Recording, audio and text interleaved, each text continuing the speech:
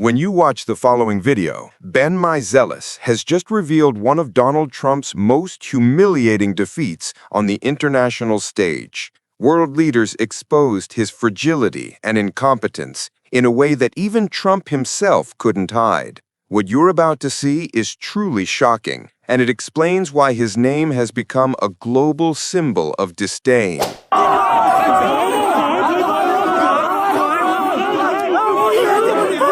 You saw right there French President Emmanuel Macron getting a hero's welcome at Sichuan University in China in his state visit with Xi Jinping. But while that was taking place, France was under attack. This is not getting a lot of attention, but drones were circling over nuclear submarines in France, and the French military engaged with these drones. It is possible these drones are of Russian origin that are continuing to test the limits of the NATO alliance, which the United States is pretty much withdrawing from at this point. Just take a look at what went down. Unidentified drones were spotted over France's top nuclear submarine base yesterday, and the French military engaged and shot it. We're not sure if they shot down those drones. And of course, this follows the assassination attempt on Zelensky when Zelensky arrived to speak at the parliament in Ireland, where he got a standing ovation there. And again, this is not getting attention really anywhere either, but it seems that there was multiple Russian drones directly in the path of where Zelensky's plane was landing at the airport in Ireland. Now, Zelensky's plane arrived early, and if it hadn't arrived early, those drones could have had a direct strike and potentially killed Zelensky. Not a peep from the United States in terms of standing with Ukraine or our European allies while all of this is going on. And frankly, there's barely any media attention with this at all. But what we do see the United States doing, and this is the ultimate betrayal, I think, of Europe. First, the United States is removing sanctions from Russia right now, promoting Russian gas and oil companies like Lukoil. The United States is allowing Lukoil to operate wherever it wants to, basically through 2026. So not only is the United States not imposing secondary sanctions against Russia, the U.S. is removing sanctions against Russia. Also, one of the things that we've learned is that the United States has been lobbying several countries in the European Union and trying to provoke opposition leadership within the European Union to block any plans within the EU to use frozen Russian assets to help Ukraine. The U.S. position now is to bleed Ukraine dry because Donald Trump wants Putin to be able to take over Ukraine and complete the genocide that is currently taking place. I mean, you just look at this graph right here, which tells the whole story. There's been no U.S. support for Ukraine at all this year, none. You could take a look. I mean, at least this quarter, the United States is withdrawing all support and again, trying to bleed Ukraine dry. There's a phone call amongst the top European leaders, which Der Spiegel, a German paper, and I'm a big Der Spiegel fan, you know that, they were able to get their hands on this. It leaked out, this transcript, and you have all these European leaders speaking with Zelensky, basically saying, you can trust the U.S., be very careful. Witkoff and Kushner and that whole crew are basically agents of Putin at this point, and we've got your back, but you got to be very careful. The United States is basically an enemy. I'll go read that for you. I'll read you the Der Spiegel report, but you could be like, well, Ben, you're being hyperbolic, and how do you know you've got the correct translation? And chill out, calm down, whatever you want to say. But why don't we just look at this? This is the United States National Security Strategy Report that was officially published publicly on Friday, although it leaked on Thursday. Take a look. National Security Strategy of the United States of America, November 2025. This is an official document about the U.S. global priorities. And here's what it says its top priority is. I'm going to read word for word. Cultivating resistance to Europe's current trajectory within European nations. In other words, to destroy the European Union. I'm reading from the U.S. National Security Strategy book. This is what they published. This is public, that the U.S. wants to destroy the European Union and views the European Union as an enemy. It also states, this is the official U.S. policy under the Trump regime, that the growing influence of, quote, patriotic European parties gives cause for great optimism.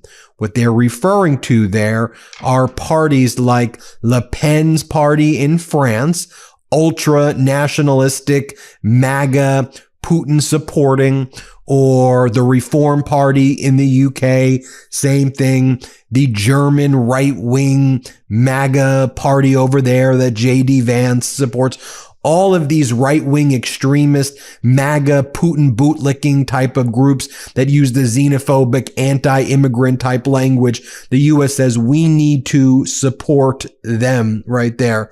And one of the things in this report it also talks about, it says the lack of self-confidence in Europe is most evident in Europe's relationship with Russia.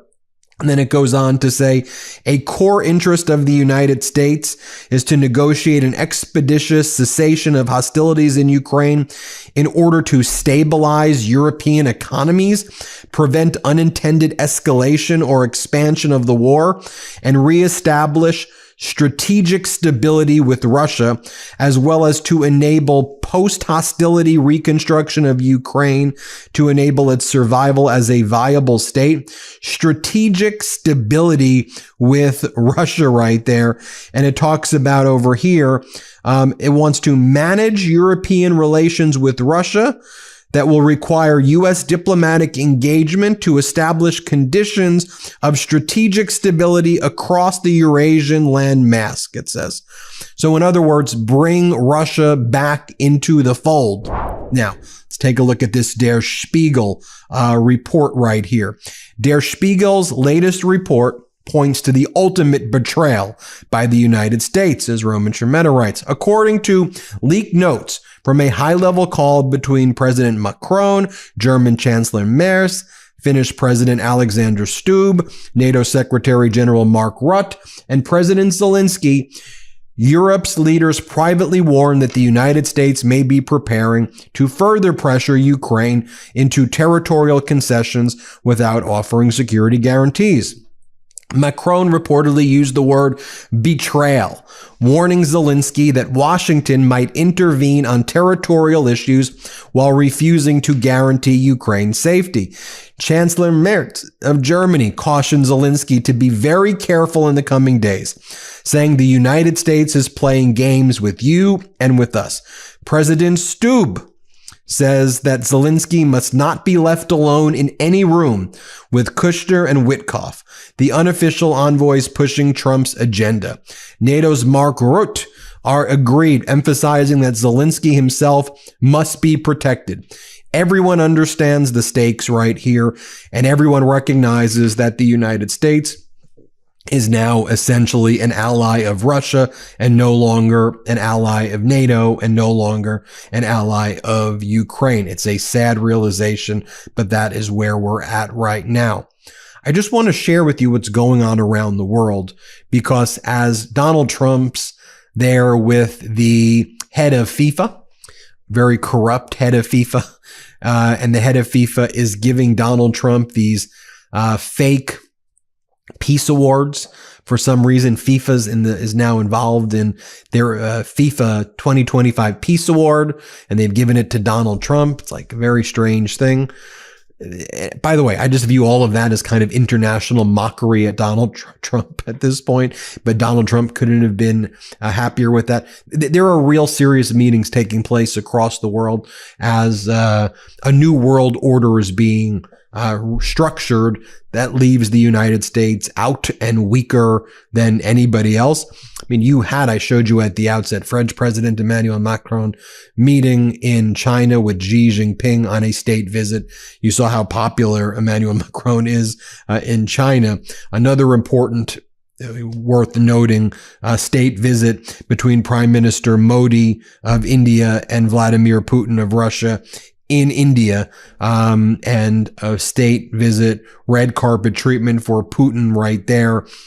You have, again, as the United States is kind of alienating everybody, and Trump's writing, he's not writing, people are writing for him, these bizarre position papers of the United States attacking Europe. The United States is all alone right now, all alone, while you have all of this happening. I'll mention this as well. You had J.D. Vance and Marco Rubio attacking Europe and the European Commission. Marco Rubio goes, the European Commission's $140 million fine against Elon Musk's X, formerly Twitter. It's an attack on all American tech platforms and the American people by foreign governments. The day of censoring Americans online are over. J.D. Vance goes, rumors swirling that the EU Commission will fine X, Elon's company, hundreds of millions of dollars for not engaging in censorship. The EU should be supporting free speech, not attacking American companies over garbage. You see right there how the position is basically treating Europe as though it was Russia and treating Russia as though it was Europe, because the United States has abandoned all of its traditional allies. Hat tip again to the great work at the writers at Der Spiegel. I truly love everything they do over there. I want to show you what the president of the European Union Commission, Ursula von der Leyen, what she posted. She posted how Friedrich Merz and Belgian Prime Minister Bart de Wever will be exchanging views on the situation in Ukraine and the frozen Russian assets. We agree that time is of the essence given the current geopolitical situation. We noted that financial support for Ukraine is of central importance for European security. We had a very constructive exchange in this matter. Belgium's particular situation regarding the use of frozen Russian assets is undeniable and must be addressed in such a way that all European states bear the same risk. We agreed to continue our discussions with the aim of reaching consensus at the European Council meeting on December 18th, because again, you have Trump lobbying against this because Trump is trying to help Putin right now. That's the whole goal of Trump's policy: destroy Ukraine and help Putin right here. I want to share this with you as well, just so you know. This is what Zelensky put out. Here's a statement that he put out. He says, today, this was yesterday, today Ukrainian representatives will continue their discussions in the United States with Trump's team.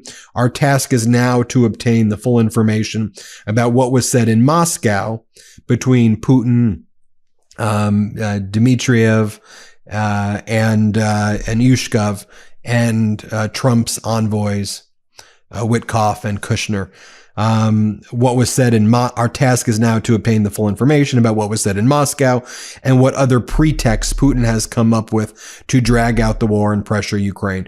Ukraine is prepared for any possible developments, and of course we will work as constructively as possible with all our partners to ensure that peace is achieved and that it is, after all, a dignified peace. Only a dignified peace provides real security, and we fully understand that this requires and will continue to require the support of our partners. So you see, Zelensky's tone in this whole thing is very different now as relates to the Trump regime also.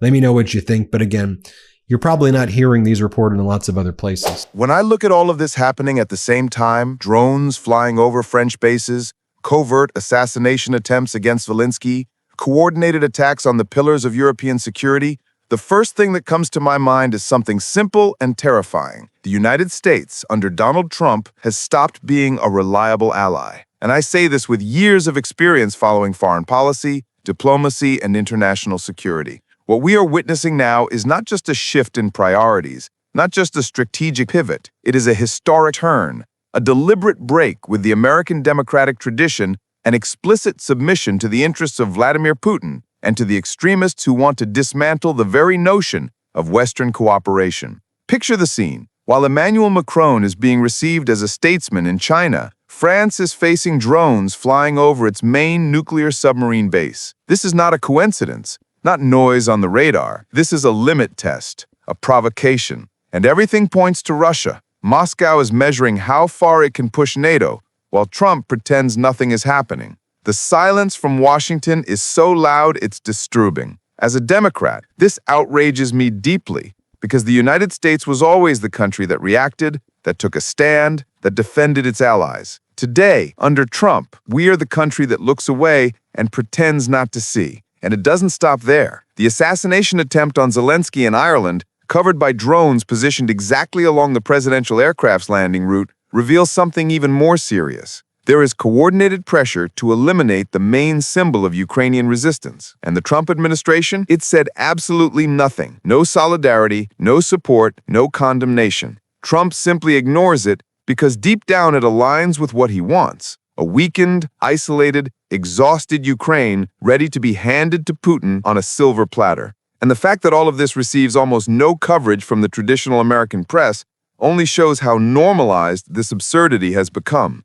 The country that claims to lead the free world is now supporting, directly or indirectly, the authoritarian project of a dictator. Now, what shocks me the most, and should shock anyone who cares even minimally about democracy, is that Trump is removing sanctions against Russia, not just failing to impose punishment, but deliberately dismantling the sanctions regime that the West built since 2014. He allowed Lukoil to operate until 2026 as if it were just any company, clean and trustworthy. This is not innocent. This is political and strategic alignment with the Kremlin. It is economic reinforcement for Putin in the middle of a war. It is diplomatic and moral betrayal. And there's more. Trump is lobbying to prevent the European Union from using frozen Russian assets to fund Ukraine's defense and reconstruction. He is actively working against European allies. Actively. This is not omission, not incompetence, it is intention. And the leaked report of the conversation between European leaders makes everything even clearer. Macron, the German chancellor, the Finnish president, the NATO secretary general, all warning Zelensky that the US under Trump is a risk, a factor of instability, a potential traitor. Macron even uses the word betrayal. Merkel warns, be very careful in the coming days. The United States is playing against you. This is devastating. A diplomatic diagnosis that, at any other moment in history, would have been unimaginable. And then comes the final blow, the one that really shows the abyss we've fallen into. The official U.S. national security strategy document, published under Trump, explicitly states that the main priority of the American government is to weaken the European Union, encourage pro-Putin ultra-nationalist parties like Le Pen's, and even support European MAGA movements. They say this openly. It's in writing. This is not speculation, not opinion. It is official policy. When an American government writes in black and white that it wants to destroy European integration, we're not talking about diplomatic disagreement. We're talking about subversion, alignment with authoritarian regimes, a rupture with more than 70 years of liberal democracy. And Trump celebrates ridiculous awards handed to him by questionable figures, while the entire world is redefining crucial alliances. Modi welcomes Putin with a red carpet. China treats Macron as a global statesman. And the United States? The United States stands alone, isolated, diminished. And all of this because Trump decided to turn American foreign policy into a playground designed to serve Putin, sabotage allies, weaken democracies, and embrace racist and anti-European extremists. While European leaders analyze strategies, debate security, negotiate reconstruction, Trump fuels hysterical attacks against Europe, while J.D. Vance and Marco Rubio attack the EU as if it were a communist enemy. This is not conservative politics, it is extremist illusion. And in the end, when Ursula von der Leyen speaks about the urgency of using frozen Russian assets and about the importance of supporting Ukraine, the danger of what Trump is trying to block becomes painfully clear, because blocking this process is exactly what Putin wants. The truth is simple. Donald Trump does not represent the interests of the United States. He represents Vladimir Putin's agenda. And as long as that continues, global security will be at risk.